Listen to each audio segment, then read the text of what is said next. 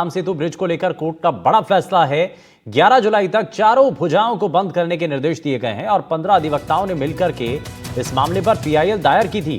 Bridge की जर्जर हालत को लेकर के सवाल उठाए गए थे और ब्रिज को तत्काल बंद करने की अपील भी की थी। और इस मामले को जब उठाया गया तो कोर्ट की तरफ से ये कहा गया है और साफ कर दिया गया, क्योंकि राम सेतु ब्रिज जिसको लेकर के कोर्ट ने बड़ा फैसला सुनाया। 11 जुलाई तक जो है इस ब्रिज को बंद करने के निर्देश दिए गए हैं। 15 अधिवक्ताओं ने मिलकर के एक पीआईएल इस मामले पर दायर की थी, क्योंकि इस ब्रिज की जो हालत है काफी खराब थी। ब्रिज की जर्जर हालत को लेकर के इस पर सवाल उठाए गए थे और ब्रिज को तत्काल बंद करने की अपील भी की गई थी, जिसमें जब कोर्ट में सुनवाई होती है तो उसके बाद कोर्ट के द्वारा 11 जुलाई तक जो ब्रिज है उसको बंद करने का निर्देश दे दिया गया है। तो ये तस्वीरें आप देख रहे हैं, ये राम सेतु ब्रिज है जिसकी जर्जर हालत पर सवाल उठाए गए थे और अधिवक्ताओं ने जब इस मामले को लेकर के सवाल उठाए और एक पीआईएल दायर की गई तो उसके बाद इस मामले पर बड़ा फैसला कोर्ट की तरफ से सुनाया गया।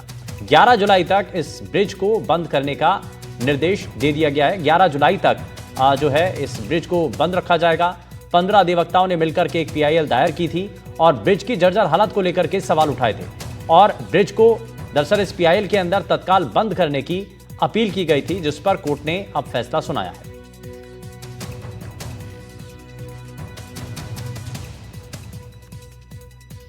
पवन अटारिया हमारे संवाददाता जुड़ गए हैं। पवन, बताइए क्या जानकारी मिल रही है? पीआईएल दायर की गई थी और इस ब्रिज को बंद करने की मांग थी, कोर्ट की तरफ से भी फैसला सुनाया गया। जी बिल्कुल, देखिए आज ऐतिहासिक फैसला माननीय अजमेर की कोर्ट और माननीय न्यायाधीश ने यहाँ पर सुनाया है और एलिवेटेड रोड निर्माण जिसका करीब 245 करोड़ की लागत से ये पूरा ब्रिज बना था। पूर्व में इसका नाम एलिवेटेड रोड था और अभी हाल ही में ही यहाँ पर इसका नाम राम सेतु ब्रिज रखा गया है। तो 1 घंटे की बारिश जो कि 3 जुलाई को आई थी, उसके अगले दिन ब्रिज की एक भुजा पर गड्ढे और दरारें देखने को मिली थी। इसके बाद से ही जो आम लोग हैं, जो अधिवक्ता हैं, विभिन्न संगठन है, वो काफी आक्रोशित हो गए थे, क्योंकि उन्होंने पूर्व में आरोप लगाया था कि निर्माण में कोई घटिया सामग्री का उपयोग हो रहा है और आज उसका सीधा साधा उदाहरण देखने को मिला। माननीय जो मजिस्ट्रेट हैं उन्होंने यहाँ पर एक महत्वपूर्ण और बड़ा आदेश जारी किया है कि एलिवेटेड रोड की तमाम जो ब्रिज की जो भुजा है उसको तुरंत प्रभाव से बंद कर दिया जाए, क्योंकि यहाँ पर आम लोगों की आवाजाही होती है। ऐसे में कोई हादसा होता है, किसी आम आदमी को कोई नुकसान होता है तो उसकी कौन जिम्मेदारी लेगा, इसलिए ब्रिज की चारों भुजाएं बंद करने के आदेश दिए हैं। बहुत शुक्रिया पवन इस पर जानकारी के लिए। तो फिलहाल कोर्ट की तरफ से इस मामले पर फैसला सुनाया गया है। वहीं जैसलमेर से बड़ी खबर, जहां अतिक्रमण हटाने के विरोध का एक अनोखा तरीका दिखाई दिया। पानी की टंकी पर एक युवक चढ़ गया और टंकी पर चढ़ करके उसने कूदने की धमकी दे दी। पुलिस और प्रशासनिक अधिकारी मौके पर पहुंचे और युवक को समझाकर नीचे उतारने का प्रयास किया गया। प्रशासन पर जबरन कार्रवाई करने का आरोप भी लगाया गया है। तो एक युवक जो कि अपना एक अलग तरीके से प्रदर्शन करता है और विरोध करता है, अतिक्रमण हटाने के विरोध का ये अनोखा तरीका उसने अपनाया और पानी की टंकी पर युवक चढ़ गया और टंकी पर चढ़ करके उसने इस दौरान कूदने की धमकी दी। ये तस्वीरें आप देख रहे हैं। युवक जो है इस दौरान पानी की टंकी पर चढ़ जाता है और नीचे कूदने की धमकी देता है।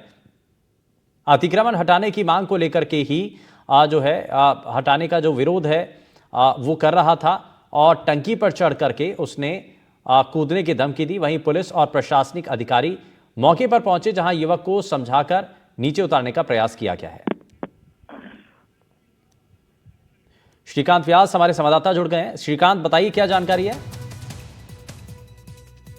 लगातार जो है रामदेवरा में अतिक्रमण हटाने की कार्रवाई चल रही थी और इसी कार्रवाई के चलते जो है कई दुकानदारों ने पहले ही अतिक्रमण डाल लिए थे। कुछ लोगों ने अतिक्रमण नहीं हटाए तो पुलिस ने जो है वो समझाइश की, कहीं जरूरत पड़ी तो हल्का बल प्रयोग भी किया।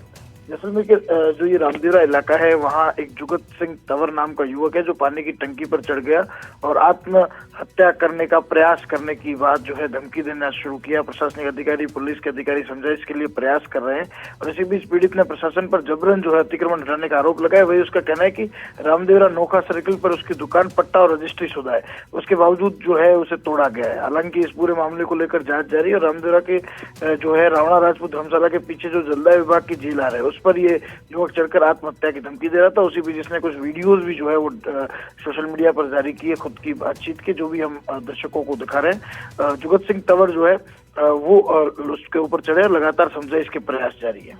ठीक है, बहुत शुक्रिया श्रीकांत इस पर जानकारी के लिए।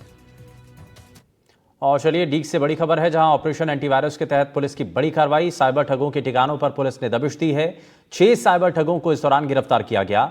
ओलांदा के पहाड़ में बैठ करके ये ऑनलाइन ठगी किया करते थे, सेक्सटॉर्शन में फंसा करके लोगों से ठगी किया करते थे। और साइबर ठगों के ठिकानों पर फिलहाल पुलिस ने दबिश दी है। 6 साइबर ठगों को इस दौरान गिरफ्तार कर लिया गया है। तो ओलांदा के पहाड़ में बैठ करके ये ऑनलाइन ठगी किया करते थे, सेक्सटॉर्शन में फंसा करके लोगों से ठगी करने का काम था। ऑपरेशन एंटीवायरस के तहत जब पुलिस की टीम कार्रवाई करती है तो उसमें साइबर ठगों के जो ठिकाने हैं वहां पर दबिश दी जाती है, जिस दौरान 6 साइबर ठगों को गिरफ्तार कर लिया गया है।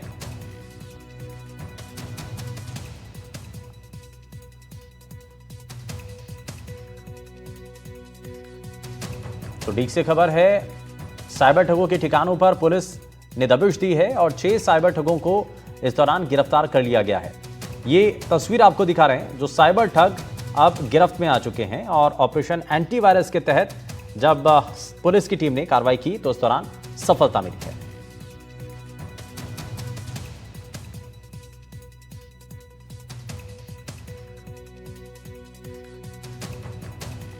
अकरमदीन हमारे संवाददाता जुड़ गए हैं। बताइए अकरमदीन, क्या जानकारी मिल रही है? ये साइबर ठगों के खिलाफ ये बड़ा एक्शन।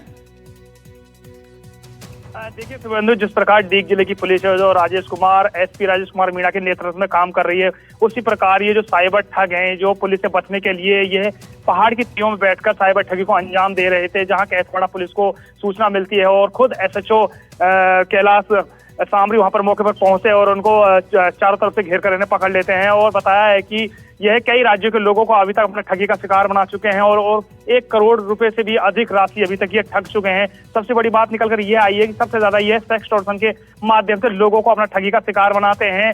फेसबुक प्रोफाइल पर ये उम्र दराज के लोगों को फ्रेंड रिक्वेस्ट भेजकर फिर मैसेंजर के द्वारा उनका व्हाट्सएप नंबर ले लेते हैं, फिर वीडियो कॉलिंग कर उनकी नग्न वीडियो बनाकर फिर उन्हें टॉर्चर करते हैं, फिर उनको पुलिस अधिकारी बनकर डिजिटल अरेस्ट करते हैं। उसके बाद सामने वाला शख्स है घबराकर ना तो मुकदमा दर्ज करवाता, ना अपने रिश्तेदारों को परिचितों को बताता और इनके बताए अनुसार खातों में लाखों रुपए ट्रांजैक्शन कर देता है। वहीं अपनी वारदात को अंजाम नहीं रोकते हैं ये जो साइबर ठग हैं, ये फिर लड़की का सुसाइड प्रोफाइल फोटो बनाते हैं और एक ऐसे अस्पताल पर जाकर वीडियो बनाकर दिखाते हैं कि वो जिस लड़की की आपने नग्न वीडियो आपके साथ अटैच में बनी है उसने सुसाइड कर लिया है। अगर इस मामले से निकलना है तो आप मोटी रकम डालें। जहां सामने वाला शख्स है इनके झांसे में आकर लाखों और करोड़ रुपए के करीब इनके खातों में ट्रांजैक्शन कर देता है। ये पकड़ी गई जो टीम है यह काफी लोगों को अभी तक ठगी का शिकार बना चुकी है। लगातार पुलिस इनसे गहनता से पूछताछ कर रही है, कहां से ये फर्जी सिम लाते थे और कहां से इनको कोई जो बैंक और एटीएम पासबुक उपलब्ध कराता था। जी ठीक है, बहुत शुक्रिया अकरमदीन इस पर जानकारी देने के लिए।